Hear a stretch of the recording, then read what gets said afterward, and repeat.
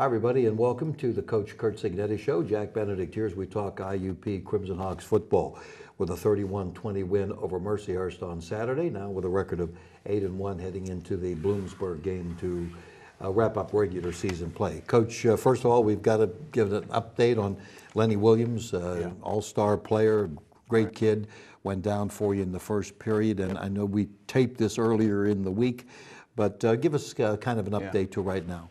Well, you know, I feel really bad for Lenny. It looks like it's a significant knee injury, and I just feel awful for him because he loves the game so much, and I'll tell you, he's such a great human being. I mean, all he's concerned about is helping the team as much as he can and helping out Mike and, you know, ways that we can get better. And so right now we don't have an official prognosis, but, you know, the indications right now aren't good. We'll talk about Mike here, Petropol, in a moment. You know, I thought was really a nice gesture and a classy thing by some of the Mercyhurst players came over.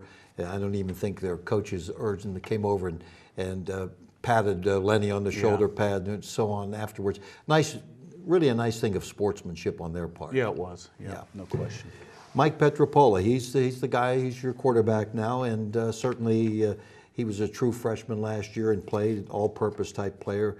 You have a lot of confidence in this kid. We know that he's a good athlete, and he gets a lot of reps during the course of the week.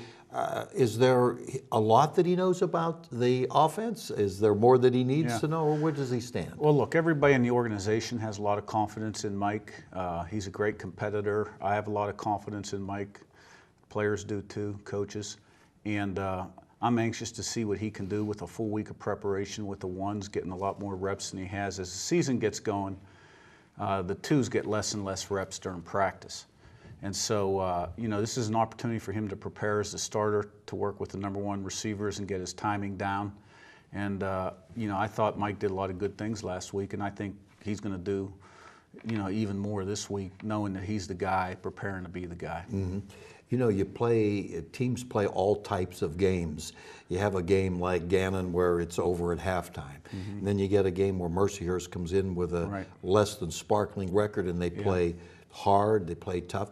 You get a lot of adversity. You've got to give a lot of credit to your guys for hanging in there and then eventually getting a lead. Well, no question about it. And it was, you know, those kind of games are character builders. Game was on the line all the way to the end. The defense did a tremendous job the last 3 series. You know, came up with a big interception, which really gave us a nice lead, and another interception a play later, which allowed us to just sit on the ball and ice the game.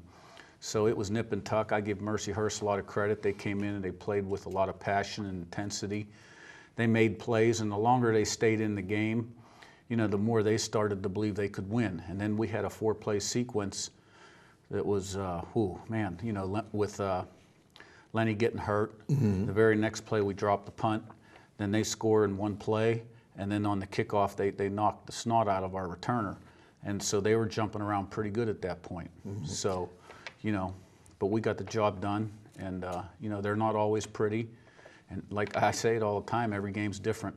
You know, a lot of people think they know what's going to happen going in. They look at records, but you know, that's why you play the game. Yeah, well, I mean, it's only speculative what we do, and then we get the game before us and things change. You had a lot of people a lot of players that have to contribute in a game like this. Maybe single out some player. Offensively, Chris Temple gave you a great game, averaged 10.6 a carry, and you need everybody in a game like this in order to get a win. Oh yeah, Chris Temple, I thought he ran that's the best he's run, and he's been running better and better every week, and I think he's getting stronger and stronger. And Walt Pegues turned in a real, you know, stellar game. You know, he's really running fast right now. And you know, defensively, I thought we played well up front, and you know, the defense at the end of the game was just outstanding. There were some big plays even before the interceptions that came about, and again, you said you had to overcome the muff on the punt. These are things you block, you got another block. You've had so many plus things happen on the giveaway takeaway, and this was certainly a game you needed it. Oh yeah, Mikhail Mako came up with a huge block on a PAT on a field goal. That was really big, and you know, we had a hard time tackling 25 or 5, the running back. Yeah, Richie Sanders. Yeah, he's a really good player. runs with low center of gravity. And, you know, he gave us fits all day. But we really started to take over the line of scrimmage in the second half, and that was a big difference. Yeah, I think it was surprising to us, that those of us that don't know a whole lot, but they were to have a young offensive line, and they came out and did a pretty good job. And Sanders, you know, we know him as an all-purpose player, but he did run well. But when you settle down the second half, as you said, you took over. That's the key there.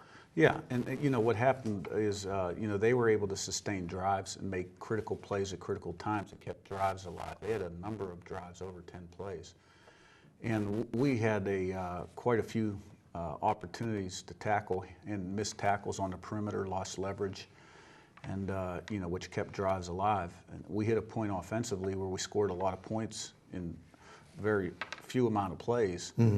And where it looked like we were going to regain control of the game. And to Mercyhurst's credit, they put a drive together near the end of the half. They gave them, you know, a little bit of momentum, and it was a nip and tuck game. Yeah. Well, you got some good punting from Jordan Spangler too. Oh yeah, he hit some nice, you know, and our kickoff coverage I thought was a little better. So, you know. Yeah, Jordan, I think we had him here, averaged 43 a kick on 4 kicks. Yeah. Bloomsburg is next up. This is the last regular season game. You have senior, and we'll talk about the seniors in a moment. Bloom's been up and down. Traditionally, I think they've now solidified, they did last week, 18 consecutive winning seasons. They're 6-4. They lost to Lock Haven 2 weeks ago, and Lock Haven's been winning some. But they beat Ship last week, and that's a big win. Well, yeah, you know, they've got a lot of tradition, a lot of pride. They played really well at home last week against Shippensburg. In all 3 phases of the game, it was a huge win for them. They're 6-4 coming in, and I know they're going to come in here shooting for win number 7. We're going to have to really play well.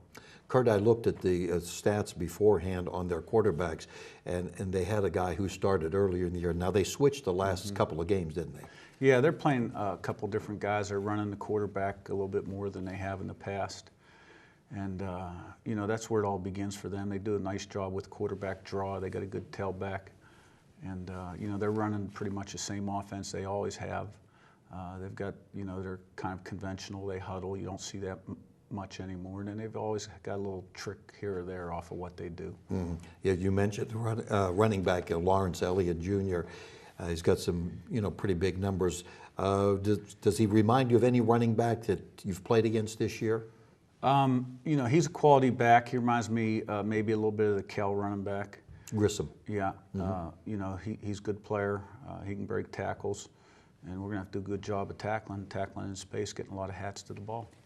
I saw too, and I hate to rely on stats, but this kid named Chris Gary, you and I talked about him. He doesn't start, but he's got some big numbers in tackle for loss and sacks. How do they utilize him? Yeah, well, you know, you don't see guys like that a lot. You know, he's a defensive end that's 5'9", 210. He doesn't start, but he plays a lot, particularly in passing situations. He's really kind of a linebacker build, but he's got an extremely quick body, and he's got great get off. And they move him a lot, you know, inside, outside, this and that. And he had 3 key sacks at the end of the Shippensburg game. He's hard to block, and you know, we'll have to have a plan for him. You hate to think playoffs. You can't really do that as far as what's first and foremost, but it's on the line, win and you're in. And of course, every game is very tough. And with Bloomsburg, at least coming in with a 6-4 record, that's an advantage in itself, isn't it? Because that helps strength of schedule. Well, you know, to me, this is a playoff game. And, you know, we can't do, what we have to do is control the controllables, and that's take care of the here and now. We can't think past today. And, you know, the better job we take control of the things we can control, the more things we'll find that out there that we do control, and we will improve and play better. And because we have areas of improvement that we've got to make. And so I'm looking at this game like it is a playoff game. And we'll worry about if there's a next week. In addition to Lenny, any other serious injuries or this late in the year here, everybody's banged up? We got a guy or two dinged up, but you know, I'm optimistic that they'll all play. and we'll see as the week goes on. Yeah, okay. Well, let's hope that it's a good practice week for you. The other thing I did want to mention, I don't want to overlook, it's senior day. We don't have to specify them all, but as a group, you've had guys who have been here 4 or 5 years. Yeah. This is your 6th year. This is a good group, isn't it? Yeah, this is a good group, and a lot of guys that have played a lot of great football for us, playing their last regular season home game, hopefully not their last home game. And so I know there's going to be a little extra incentive on the line for those guys. I'm sure we'll get a great effort from them. And, you know, they've done a great job of leading this football team to this point. And, you know, we just got to keep trucking, keep going. Mm-hmm. Well, we've said all along that you have had good senior leadership on this team. Yeah, no question. Hey, good luck against Bloom. Keep it going. We want to keep seasons going here. I know they overlap, but that's what makes it fun. Thanks. Okay, Curt Cignetti. The game is 1 o'clock at Cignetti Field and Miller Stadium with Bloomsburg. So join us. We hope to have another great weekend coming up for IUP football. So for the coach, this is Jack Benedict, and we hope you have a nice evening.